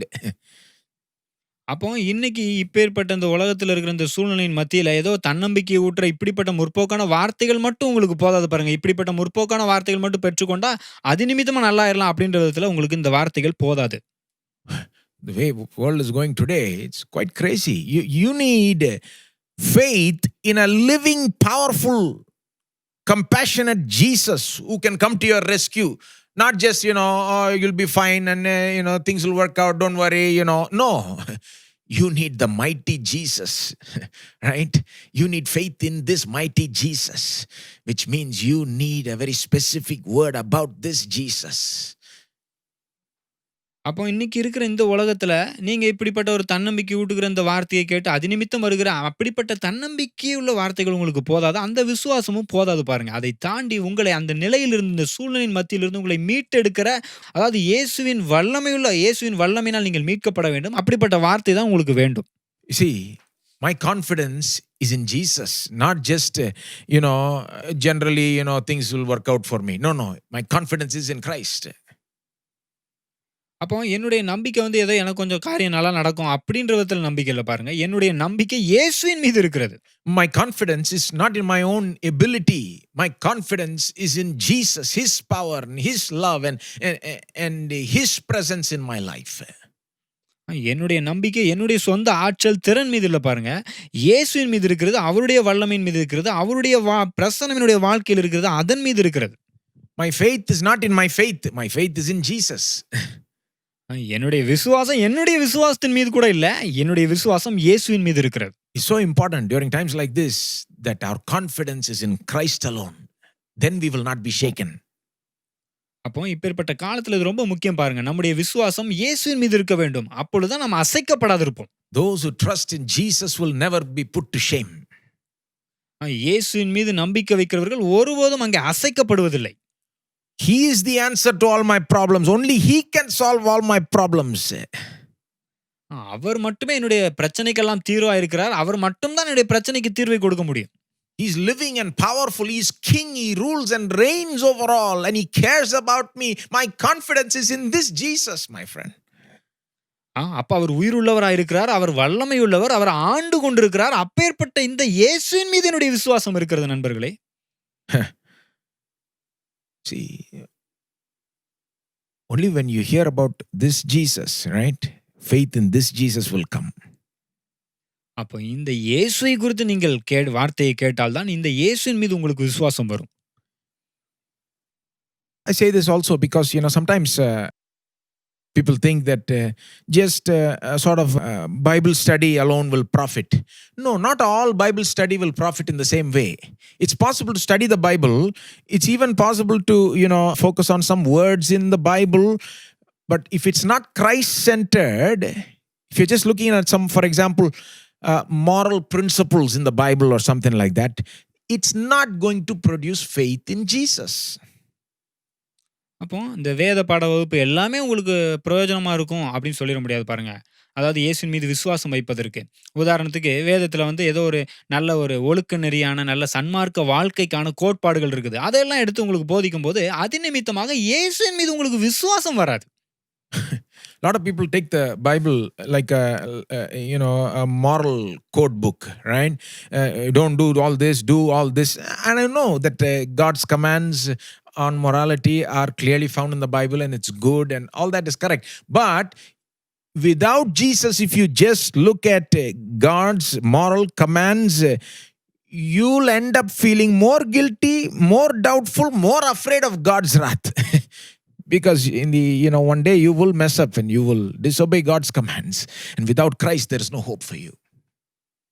அப்போ நீங்க சிலர் பார்த்தீங்கன்னா, வேதத்த வந்து ஏதோ ஒரு ஒழுக்கநெறி கோட்பாடை போதிக்கிற ஒரு புஸ்தகம் மாரி, இதுலேருந்து சன்மார்க்க போதனைகளும் இப்படி இருக்கணும், இதெல்லாம் செய்யணும், இதெல்லாம் செய்யக்கூடாது அப்படின்னு ஒழுக்கத்த போதிக்கிற அந்த காரியத்தை எடுத்து போதிக்கிறாங்க. ஆனா நான் என்ன சொல்றேன், இயேசுவின் மீது உங்களுக்கு விசுவாசம் இல்லை என்றால், இயேசுவை குறித்து நீங்க கேள்விப்படலனா, இயேசுவின் மீது விசுவாசம் இல்லன்னா, நீங்க இங்க வேதத்துல தேவன் சொல்லுகிற அந்த கற்பனைகள், அந்த ஒழுக்கநெறி, சன்மார்க்க கோட்பாடுகள், பிரமாணங்கள் இதெல்லாம் பார்த்தீங்கன்னா, அதெல்லாம் உங்களால செய்ய முடியாது. ஒரு நாள் அப்புறம் என்ன ஆகும்னா, அதை செய்ய முடியாம விரக்தி நிலைக்கு போயிருவீங்க. அது மாத்திரமல்ல, இது செய்ய முடியல அப்படின்னு அதிகமான குற்ற உணர்வுக்கும், அது மாத்திரமல்ல தேவனுடைய நியாய தீர்ப்பு வருமா என்று ஒரு பயத்துக்குள்ளாகவும் போய் முடிவீர்கள். See, sometimes even Christians approach the Bible in the wrong way, right? They just go read a chapter in Proverbs, and they just think, okay, I should not do this, I should do this. See, that kind of approach to the Bible, that kind of use of the Bible will not end up producing faith in Jesus, which is the most important thing for the believer. அப்போ கிறிஸ்தவர்களும் பார்த்தீங்கன்னா, பல நேரத்துல தவறா தான் போயிடுறாங்க பாருங்க. என்ன பண்றாங்க, நீதிமொழிகள்லேருந்து ஏதாவது சில காரியங்களை எடுத்துட்டு, இந்த மாதிரிலாம் செய்யணும், இந்த மாதிரிலாம் செய்யக்கூடாது அப்படின்ற விதத்துல போயிடுறாங்க. ஆனால் அது வந்து இயேசுவின் மீது விசுவாசத்தை உங்களுக்கு கொண்டு வராது. The most important thing you need today, the most important thing that can help you today in today's circumstances is what? Jesus. And most important thing you need to do is build up your faith in Jesus. How do you do that? Through Christ-centered words governed by the New Testament, right? அப்போ இன்றைக்கு இப்படிப்பட்ட அந்த சூழ்நிலையில உங்களுக்கு என்ன தேவை? இயேசுவின் மீது விசுவாசம் தேவை. அப்ப இயேசுவின் மீது விசுவாசம் வைப்பதற்கு உங்களுக்கு என்ன தேவை? இயேசுவை குறித்த வார்த்தைகளை நீங்கள் கேட்க வேண்டும். அப்போ இயேசுவின் மீது விசுவாசம் வைப்பதற்கு என்ன பண்ணணும்? புதிய ஏற்பாட்டிலே கிறிஸ்துவை மையமாக கொண்ட அந்த வார்த்தைகளை கேட்கும்போது தான் உங்களுக்கு இயேசுவின் மீது விசுவாசம் வரும். I'm not leaving out the Old Testament entirely.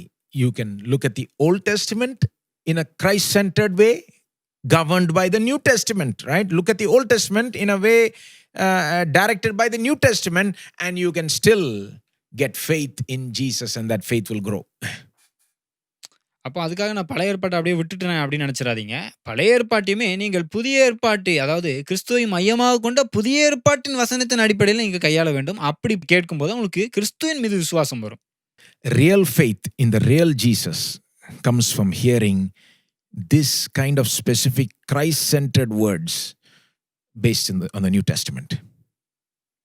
அப்போ உண்மையான கிறிஸ்துவின் மீது இந்த உண்மையான விசுவாசம் எப்படி வரும் என்றால், இயேசுவை மையமாக கொண்ட புதிய ஏற்பாட்டின் வசனங்களின் மூலமாகத்தான் உங்களுக்கு வரும். Think about that. அதை குறித்து கொஞ்சம் யோசிச்சு பாருங்க. See, this is how faith in Christ comes.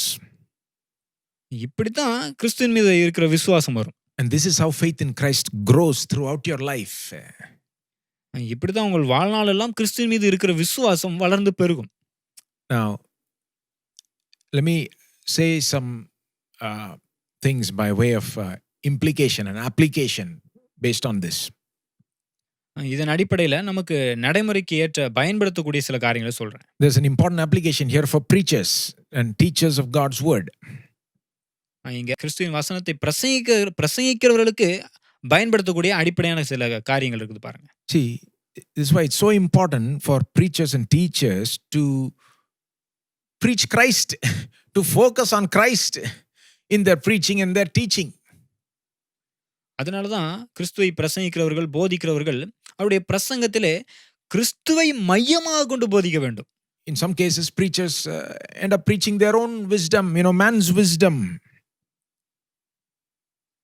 சில நேரத்தில் பார்த்தீங்கன்னா பிரசங்கியாளர்கள் பார்த்தீங்கன்னா தங்களுடைய சுய ஞானத்தில், அதாவது மனுஷ ஞானத்தில் சில பிரசங்கங்களை செய்து விடுகிறார்கள். Or sometimes they may glorify their own experiences. சில நேரத்தில் தங்களுடைய சொந்த அனுபவங்களை ரொம்ப பெருசா பேசிடுறாங்க. Or sometimes preachers are tempted to just say something interesting so the people will hear. சில நேரத்தில் பார்த்தீங்கன்னா என்ன பண்றாங்க, மக்கள் நல்லா கேட்கணுன்றதுக்காக அவங்களுக்கு பிடிச்ச மாதிரி சுவாரஸ்யமா ஏதாவது சொல்லணும் அப்படின்ற விதத்தில் சொல்றாங்க. See, as preachers, it's important we should be clear. People need faith in Christ. They need to grow in their faith in Christ. And the thing that will produce more faith in Christ is Christ-centered words, right? Based on the New Testament. அப்போ பிரசங்கியாளர்களாகிய நாம் என்ன புரிஞ்சுக்கணும், கிறிஸ்துவின் மீது மக்கள் விசுவாசம் வைக்க வேண்டும், கிறிஸ்துவின் மீது வைக்கிற விசுவாசத்திலே வளர வேண்டும். அதுதான் முக்கியம் பாருங்க. அப்போ மக்கள் கிறிஸ்துவின் மீது வைக்கிற விசுவாசத்திலே வளர்வதற்கு என்ன செய்வது? புதிய ஏற்பாட்டிலே கிறிஸ்துவை மையமாக, புதிய ஏற்பாட்டின் அடிப்படையிலே கிறிஸ்துவை மையமாக கொண்ட வசனத்தை எடுத்து நாம் பிரசங்கிக்க வேண்டும். See, Christ is what the believer needs. He is the only one who can help them. The believer needs more of Christ. So let's give them the word about Christ. அப்போ விசுவாசிகளுக்கு பார்த்தீங்கன்னா என்ன தேவை? அவர்களுக்கு கிறிஸ்து தான் தேவை. அப்போ அவர்களுக்கு கிறிஸ்து தேவை என்றால் நாம கிறிஸ்துவை மையமாக கொண்ட கிறிஸ்துவினுடைய வசனங்களை புதிய ஏற்பாட்டிலிருந்து அவர்களுக்கு கொடுக்க வேண்டும். Today, some preachers are tempted to preach about why the world is in such a bad state today and explain the reason and so on and so forth. இன்னைக்கு பார்த்தீங்கன்னா சில பிரசங்கியாளர்கள் இன்னைக்கு உலகம் ஏன் இப்படி இருக்குது அப்படின்றதுக்கு சில காரியங்கள்லாம் சொல்றாங்க. But the truth is sometimes we don't know all the answers. As preachers, we don't have all the answers. ஆனா உண்மை என்னன்னா, பிரசங்கியாளர்களாகிய நம்மகிட்ட கூட பார்த்தீங்கன்னா சில நேரத்தில் சில காரியங்களுக்கு பதில் இல்லை. அதுக்கு என்ன, அது ஏன் இப்படி இருக்குன்னு நமக்கு தெரியல. அதான் உண்மை. Why is the world like this today? We don't have all the answers. Yeah, we can give some Bible answers, but we don't know everything. ஏன் இன்னைக்கு உலகம் இப்படி இருக்குது, அதற்கு சில பதில்கள் ஒருவேளை காரியங்கள் நமக்கு வேதத்திலிருந்து தெரியல. ஆனா எல்லாத்துக்கும் நமக்கு பதில் தெரியாது பாருங்க. See, more important than trying to explain everything today and all that is the greatest answer that the Bible gives. And what is that? That is Jesus Christ. Christ is the answer for all the troubles. Christ is the solution that the Bible presents, and that is the thing that we need to be presenting to the people. அப்போ இன்னைக்கு எல்லாத்துக்கும் நமக்கு காரண காரியம்லாம் தெரியல. அப்போ என்ன பண்ணணும்? இதற்கான தீர்வு, இந்த உலகத்திற்கான தீர்வு என்னன்னு வேதம் சொல்லுகிறது. என்ன தீர்வு? கிறிஸ்து தான் தீர்வு. அப்போ கிறிஸ்துவை நாம் மக்களுக்கு அங்கே வெளிப்படுத்தி காண்பிக்க வேண்டும். Let me say a word to lay people, not just preachers, right? This has important application for us as well. இப்போ பிரசங்கியாளருக்கு மட்டுமல்ல, பொதுவா சாதாரண மக்களுக்கும் பயன்படுத்துறதுக்கு உதவியான சில வார்த்தைகள சொல்றேன். See, what you need more than anything else today, no matter who you are, if you're a believer, what you need is to strengthen your faith in Jesus. See, that's the most rewarding thing for you. இன்னைக்கு உங்களுக்கு ரொம்ப அதிகமா முக்கியமா தேவை என்ன? இயேசுவின் மீது நீங்கள் விசுவாசம் வைக்க வேண்டும். அதுதான் இன்னைக்கு உங்களுக்கு முக்கியமா தேவை. And don't just say, yeah, I believe in Jesus. No, you need to strengthen that faith. You need to grow in that faith, right? You need to become stronger in that faith. It's so important, my friend. நீங்கள் அந்த விசுவாசத்திலே வல்லவர்களாய் மாற வேண்டும். அதிலே நீங்கள் வளர வேண்டும். அதிலே உறுதியாக இருக்க வேண்டும். How do you do that? How do you grow in that faith? How do you strengthen your faith in Christ so that you experience more of Christ? How do you do that? எப்படி இயேசுவின் மீது வைக்கிற அந்த விசுவாசத்தில் நீங்க வளருவது? எப்படி அதில நீங்கள் பலப்படுவது? எப்படி நீங்க அதில இன்னும் வளர்ந்து பெருகுவது? அதை நன்றாக அனுபவிப்பது? We can say through the word, but that's a very general answer. That's what we saw today. It needs a more specific answer. Not just through general word, then general Bible, through Christ-centered word, right? Based on the New Testament, so on. பொதுவா வார்த்தையினால் அப்படின்னு இல்ல பாருங்க. இன்னைக்கு குறிப்பா நம்ம என்ன கவனிச்சிருக்கிறோம்? கிறிஸ்துவை மையமாக கொண்ட புதிய ஏற்பாட்டின் வார்த்தையினால் அந்த விசுவாசம் வரும்னு கவனிச்சிருக்கிறோம். You need to be hearing Christ-centered words, right, from the scriptures.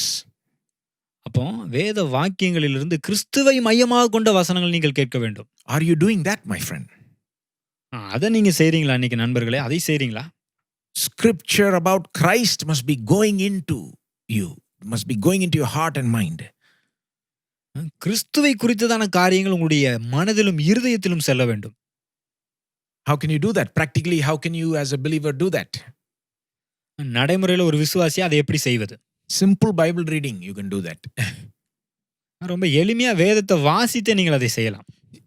One of the great things about this truth is, see, you don't have to say, well, I don't know how to, stay strong in my faith, brother. All kinds of things are happening. Yeah, I know all kinds of things are happening, my friend, but God is telling you today how to stay strong in your faith. Just pick up a passage about Jesus and read. Just read a miracle story. Read a Sunday school story about Jesus from the New Testament. You will watch your faith rise in Christ. இப்போ இதில இருக்கிற அற்புதமான காரியம் என்னன்னு பார்த்தீங்கன்னா, ஒருவேளை நீங்க சொல்லலாம், "என்னங்க இப்படிப்பட்ட இந்த சூழ்நிலையில எப்படிங்க நான் விசுவாசிக்கிறது? எப்படி இதில நான் பலப்படுறது? எப்படி வளருது?" அப்படின்னு நீங்க கேட்கலாம். ரொம்ப எளிமையான விஷயம் பாருங்க. ரொம்ப சாதாரண விஷயம். இயேசுவை குறித்து சொல்லப்பட்டதை நீங்கள் எடுத்து வாசித்தால் போதும். இன்னும் கேட்டீங்கன்னா, சண்டே ஸ்கூல்ல சொல்ற கதை இருக்கு இல்லைங்களா? அதை எடுத்து நீங்கள் வாசித்தால் போதும். இயேசுவின் மீது இருக்கிற விசுவாசம் உங்களுக்கு வளரும். If you're listening and if you are paying attention to a Christ-centered word, and if it is based on the New Testament truth about Jesus, surely the Holy Spirit will cause faith to rise within you. Faith in Jesus to overcome everything and to experience the power of Jesus in your life. அப்போ கிறிஸ்துவை மையமாக கொண்ட வார்த்தைகளை நீங்கள் படித்தால், புதிய ஏற்பாட்டிலே கிறிஸ்துவை மையமாக கொண்டு இருக்கிற அந்த வசனங்களை, வார்த்தைகளை நீங்கள் படித்தால், பரிசுத்த ஆவியானவர் இயேசுவின் மீது இருக்கிற உங்கள் விசுவாசத்தை உங்களுக்கு வர்த்திக்க பண்ணுவார். அதை பெருக செய்வார். அதில் நீங்கள் பலப்பட உதவி செய்வார். அதன் மூலமாக இருக்கிற அந்த சூழ்நிலைகள் எல்லாம் நீங்கள் மேற்கொண்டு ஜெயிக்க உங்களுக்கு அவர் உதவி செய்ய முடியும். Just take the Gospels and read what the miracles Jesus did, the teaching he gave. Just spend some time, reading. Maybe you can memorize a verse that Jesus said. So many ways you can do it, my friend. அப்போ சுவிசேஷங்கள் எடுத்து வாசியுங்கள். இயேசுனுடைய போதனைகள், இயேசு செய்த அற்புதங்களை பற்றி சொல்லியிருக்கிற எல்லா வசனங்களும் எடுத்து வாசியுங்கள். சில வேத வசனங்கள் எல்லாம் எடுத்து மனப்பாடம் செய்யுங்கள். அவர் சொன்ன வார்த்தைகள் எல்லாம் மனப்பாடம் செய்யுங்கள். இப்படி சாதாரணமாக இதை செய்தால் போதும் பாருங்க. Let me suggest another simple way, because sometimes when you are in suffering, you don't feel like sometimes even taking the Bible and reading. Listen to a song that has Christ-centered words, right, based on the New Testament.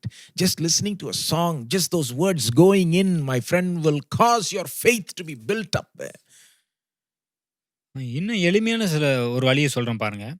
சில நேரத்தில் நமக்கு பிரச்சனைகள், சூழ்நிலைகளை பார்த்துட்டு Bible எடுத்து வாசிக்கிறதுக்கே தோண மாட்டேங்குது. அப்போ என்ன பண்ணுங்க, சாதாரணமா சில பாடல் எடுத்து கேளுங்க. கிறிஸ்துவை, இயேசுவை மையமாகக் கொண்ட சில பாடல் எடுத்து கேளுங்க. அதை கேட்கும்போதே உங்களுக்குள்ளாக கிறிஸ்துவின் மீது இருக்கிற விசுவாசம் வளரும். அது பலப்படும். நீங்கள் அதிலே வளர முடியும். Another way is listen to Christ-centered preaching, not just any preaching, Christ-centered preaching. இன்னொரு வழி என்ன அப்படின்னா, கிறிஸ்துவை மையமாகக் கொண்டு பிரசங்கித்த பிரசங்கங்களை கேளுங்க. எந்த பிரசங்கத்தையும் இல்ல. கிறிஸ்துவை மையமாகக் கொண்டு பிரசங்கித்த பிரசங்கங்களை கேளுங்கள். Meditate on the scriptures about Christ. கிறிஸ்துவை குறித்து சொல்லப்பட்டிருக்கிற வேத வசனங்களை எடுத்து தியானியுங்கள். I'm just telling you the different ways in which the word about Jesus can go into you so that faith in Jesus will rise up within you. அதாவது இயேசுவை குறித்ததான வார்த்தைகள் பல்வேறு விதத்தில் உங்களுக்குள்ளாக எப்படி செல்ல முடியும்? அதை நடைமுறையில எப்படி நீங்கள் உங்களுக்குள்ளாக அப்படிப்பட்ட வார்த்தைகளை எடுத்துக்கொள்வது? அதற்கு தான் பல காரியங்களை சொன்னேன். அப்படி நீங்கள் கேட்கும்போது, எடுத்துக்கொள்ளும்போது உங்களுக்குள்ளாக கிறிஸ்துவின் மீது இருக்கிற விசுவாசம் வளரும். Another important practical way is confess what Jesus means to you, who Jesus is to you. இன்னும் ரொம்ப ஒரு எளிமையான வழி என்ன அப்படின்னா, இயேசு உங்களுக்கு என்னவாக இருக்கிறார் என்பதை நீங்கள் வாயை திறந்து அறிக்கை செய்யுங்கள். Instead of repeating the terrible problems that you're going through, confess repeatedly what Christ is to you. இருக்கிற பிரச்சனையும் நீங்க போயிட்டு இருக்கிற சூழ்நிலையும் அதே பத்தி பேசிட்டு இருக்காம, இயேசு உங்களுக்கு என்னவாக இருக்கிறார், அவர் உங்களுக்கு என்ன செய்ய முடியும், அதை வாயை திறந்து சொல்லுங்கள். Just open your mouth and say something simple like Jesus is my savior. வாயை திறந்து இயேசு என் இரட்சகர், இப்படி எளிமையான காரியத்தை சொல்லுங்க. And he saves me even today. அவர் இன்றைக்கும் ரட்சிக்கிறவராக இருக்கிறார். Jesus is the King and the Lord and he's my Lord. இயேசு ராஜா, அவர் கர்த்தாதி கர்த்தராக இருக்கிறார், அவர் என்னுடைய கர்த்தராக இருக்கிறார். My life is in his hands. என்னுடைய வாழ்க்கை அவருடைய கரத்தில் இருக்கிறது. Your life is not in the hands of this world, my friend, even though they make us think like that. Oh, our life is in the hands of this, trouble and that disease and this problem. No, our life is in the hands of Jesus, our Lord and Savior. என் வாழ்க்கை ஏதோ இந்த உலகத்துல இல்ல பாருங்க. நம்முடைய வாழ்க்கை இந்த உலகத்தின் கரத்துல இல்ல. இந்த உலகத்துல இருக்கிற பிரச்சனைகள், இந்த வியாதிகள், இங்க இருக்கிற சூழ்நிலைகள் இதன் கரத்தில் இல்ல. நம்முடைய வாழ்க்கை நம்முடைய ஆண்டவராகிய இரட்சகராகிய இயேசுவின் கரத்தில் இருக்கிறது. Even if you are maybe having sickness today, I want to say to you, my friend, just open your mouth and say, Jesus is my healer and he's healing me right now. Right? Believe that Jesus will heal you today. He's the same yesterday, today and forever. He healed people that day, remember? Won't he heal you today? He will heal us, my friend. ஒருவேளை நீங்க இன்னைக்கு வியாதிப்பட்டிருக்கலாம். நான் உங்களுக்கு சொல்றேன், நீங்க சொல்லுங்க, இயேசு என்னை சுகமாக்குகிறவர், அவர் என்னை குணமாக்குகிறவர், அவர் இன்றைக்கும் என்னை குணமாக்குகிறார் என்று சொல்லுங்கள். அவர் அன்றைக்கு எப்படி குணமாக்கினாரோ இன்றைக்கும் அதையே உங்களுக்கு செய்கிறார், உங்களை குணமாக்குகிறார். Just open your mouth and say, Jesus is my good shepherd.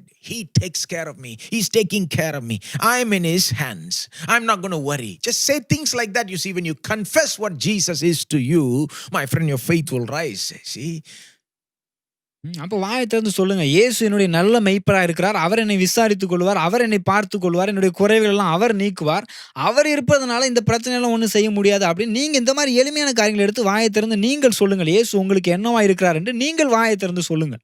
See, somehow Christ-centered words based on the New Testament truth must be going into your system. Then only you can stay strong in your faith in Christ. Then only you can grow in your faith in Christ. It's a simple truth, but it works, my friend. அப்போ கிறிஸ்துவை மையமாக கொண்ட புதிய ஏற்பாட்டின் வசனங்கள், வார்த்தைகளை எடுத்து நீங்கள் உங்கள் உள்ளிந்திரியங்களுக்குள்ளாக அனுப்பும்போது, நீங்கள் சொல்லும்போது தான் உங்களுக்குள்ளாக கிறிஸ்துவின் மீது இருக்கிற விசுவாசம் வரும். கிறிஸ்துவின் மீது இருக்கிற விசுவாசத்தில் நீங்கள் வளர முடியும். அப்பொழுது நீங்கள் இதிலே பலப்பட முடியும்.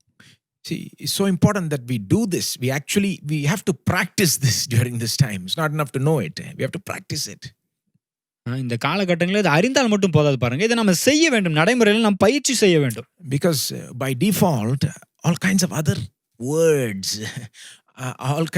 words are going into our heart and mind, right? And news about this pandemic, and news about the economy, and news about this and that, and all the trouble. Everything is filling our heart and mind. If we just allow it to go like that and sit back and be silent, what will happen, my friend? We'll stop hearing Christ-centered words, right? New Testament-based Christ-centered words, and we'll be hearing only these other words. And what do you think is going to happen to our faith in Christ? It's going to grow weaker. அப்போ இன்னைக்கு இருக்கிற இந்த சூழ்நிலையில பார்த்தீங்கன்னா, நீங்க சும்மா இருந்தாலே போதும் பார்த்தீங்கன்னா, இங்க பயமுறுத்துகிற, அச்சுறுத்துகிற, உங்களை பீதிக்குள்ளாக ஏற்படுத்துகிற இப்படிப்பட்ட வார்த்தைகள் உங்களை சுற்றி நீங்கள் கேட்டுக்கொண்டே இருக்கிறீங்க. இத கேட்டுக்கிட்டே இருந்தீங்கன்னா, கிறிஸ்துவை மையமாகக் கொண்ட புதிய ஏற்பாட்டின் வசனங்களை அவரை மையமாகக் கொண்ட வார்த்தைகள் நீங்கள் கேட்காமல், இதையே கேட்டுக்கொண்டிருந்தால் கிறிஸ்துவின் மீது இருக்கிற உங்களுக்கு இருக்கிற அந்த விசுவாசம் என்ன ஆகும்? அது அப்படியே பலவீனப்பட்டுட்டே போகும் பாருங்க. அப்ப அதனுடைய நிலை என்ன ஆகும்னு கொஞ்சம் யோசிச்சு பாருங்க. That's why I'm talking about this today. So important that somehow, right? Some way we need to keep feeding our heart and mind with Christ-centered words, New Testament-based words. அதனால தான் இந்த காரியத்தை இன்றைக்கு உங்களுக்கு நான் போதிக்கிறேன். இப்படிப்பட்ட அந்த சூழ்நிலையில கிறிஸ்துவை மையமாகக் கொண்ட புதிய ஏற்பாட்டின் அடிப்படையிலே கிறிஸ்துவை மையமாகக் கொண்ட இந்த வார்த்தைகளை ஏதோ ஒரு விதத்தில எப்படியாவது, எந்த விதத்திலாவது, எந்த வழியிலாவது நமக்குள்ளாக நாம் அனுப்பிக் கொண்டே இருக்க வேண்டும். நாம் கேட்டுக்கொண்டே இருக்க வேண்டும். As you read the words about how Jesus turned water into wine. இயேசு எப்படி தண்ணீரை திராட்சரசமாக மாற்றினார் என்று நீங்கள் வாசிக்கலாம்.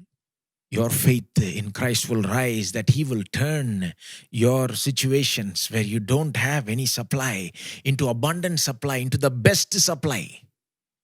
அப்போ அப்படிப்பட்ட அதை நீங்கள் வாசிக்கும்போது உங்களுடைய சூழ்நிலையில ஒண்ணுமே இல்லாத நிலையில் நீங்க இருக்கலாம். ஆனால் அதிலே பரிபூர்ணமான விதத்திலே உங்களுக்கு தேவன் கொடுக்கக்கூடிய சூழ்நிலை உண்டாகும்.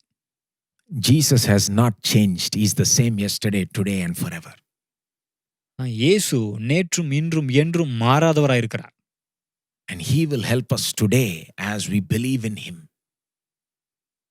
அவர் மீது நாம் விசுவாசம் வைக்கும்போது இன்றைக்கும் அவர் நமக்கு உதவி செய்ய முடியும். He himself said, all things are possible for the one who believes. அவரே சொல்லியிருக்காரு இல்லையா, விசுவாசிக்கிறவனுக்கு எல்லாம் கூடும் என்று. All things are possible when you strengthen your faith in Christ. Christ will do anything for you, right? Anything is possible. Don't worry, don't fear. Strengthen your faith in Christ by receiving and by focusing on Christ-centered words. Just fill your heart and mind with it and watch how you win against every situation.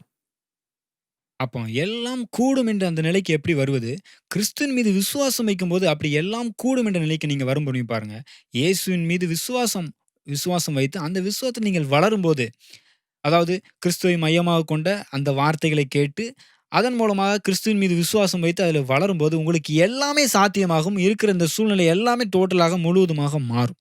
Let's pray. நாம் ஜெபிக்கலாம். Heavenly Father, we come to you in Jesus' name. பரலோக பிதாவே, இயேசுவின் நாமத்தினாலே மண்டையில் வருகிறோம். We thank you, Lord, for this simple yet powerful truth that as we keep hearing Christ-centered words, New Testament-based words, our faith in Jesus will rise. ஆண்டவரே, இந்த எளிமையான ஆனா அதே சமயத்திலே நல்ல வல்லமையான ஒரு சத்தியத்தை நீர் கேட்க உதவி செய்தீர். அதாவது புதிய ஏற்பாட்டின் அடிப்படையிலே கிறிஸ்துவை மையமாக கொண்ட வார்த்தையை கேட்பதன் மூலமாக கிறிஸ்துவின் மீது இருக்கிற விசுவாசம் எங்களுக்கு வர்த்திக்க முடியும், பலப்பட முடியும் என்ற சத்தியத்தை கேட்க செய்தீர். உமக்கு நன்றி. I pray, Lord, that you will help us to put this into practice. இதை நாங்கள் நடைமுறையிலே செயல்படுத்த உதவி செய்வீராக. I pray for every believer watching, oh Lord. இதை பார்த்து கொண்டிருக்கிற ஒவ்வொரு விசுவாசிகளுக்காகவும் ஜெபிக்கிறோம் I கர்த்தாவே. pray for maybe perhaps people who have not yet believed, but those who will believe. ஒருவேளை இப்பொழுது விசுவாசியாமல் இருந்தும் இனிமேல் விசுவாசிக்க போறவர்களுக்காகவும் ஜெபிக்கிறோம். Oh, I pray that you will make your presence and power known, manifest to them in the situation that they are facing today, oh God. அவர்கள் இன்றைக்கு சந்தித்துக் கொண்டிருக்கிற சூழ்நிலையின் மத்தியிலே உம்முடைய பிரசன்னத்தையும் உம்முடைய வல்லமையும் நீர் விளங்க பண்ணுவீராக கர்த்தாவே. I pray that you will heal those who are sick and looking to you for healing, oh God. உம்மை நோக்கி சுகத்திற்காய் பார்த்து கொண்டிருக்கிறவர்களை நீர் சுகமாக்கும்படியாய் ஜெபிக்கிறோம் கர்த்தாவே. I pray that you will supply the needs and the wants of your people, oh God. உம்முடைய மக்களின் தேவையை நீர் சந்திக்கும்படியாய் ஜெபிக்கிறோம் கர்த்தாவே. Pray that you will be more than enough for each person. நீர் ஒவ்வொரு நபருக்கும் போதுமானதற்கும் அதிகமானவராய் இருக்கிறதற்காய் நன்றி செலுத்துகிறோம். We thank you for you are alive and you are working and you are powerful and you are compassionate to us. ஆண்டவரே, நீர் உயிர் உள்ளவராய், நீர் இரக்கமுள்ளவராய், மனதுருக்கமுள்ளவராய், வல்லமையுள்ளவராய் இருக்கிறதற்காய் நன்றி செலுத்துகிறோம். Continue to work in our lives so that your name is glorified. உம்முடைய நாமம் மகிமைப்படும்படியாக தொடர்ந்து எங்களுடைய வாழ்க்கையில் நீர் கிரியை நடப்பிப்பீராக கர்த்தாவே. We give you all the glory, honor, and praise. எல்லா துதிகன மகிமையும் உமக்கே செலுத்துகிறோம். In Jesus' name we pray. இயேசுவின் நாமத்தில் ஜெபிக்கிறோம். Amen. Amen. God bless you. கர்த்தர் உங்களை ஆசீர்வதிப்பாராக.